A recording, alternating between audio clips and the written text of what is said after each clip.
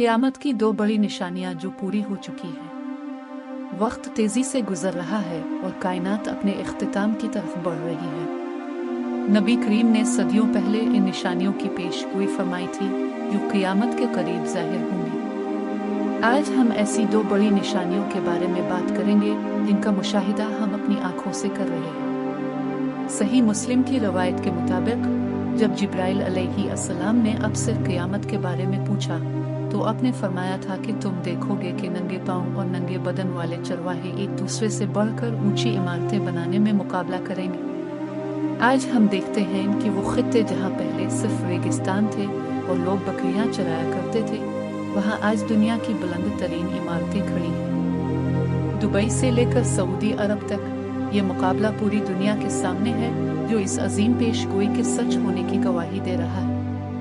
इसी तरह दूसरी अहम निशानी वक्त का सिमट जाना है। आपने फरमाया था कि क़यामत इस वक्त तक नहीं आएगी जब तक वक्त करीब ना हो जाए। साल महीने के बराबर, महीना हफ्ते के बराबर और हफ्ता एक दिन के बराबर महसूस होगा। आज टेक्नोलॉजी और तेजी के इस दौर में हमें एहसास ही नहीं होता कि दिन कब शुरू हुआ और कब खत्म। वक्त की ये बेबरकती और उसका तेजी से गुजरना इसी पेशगोई का हिस्सा है।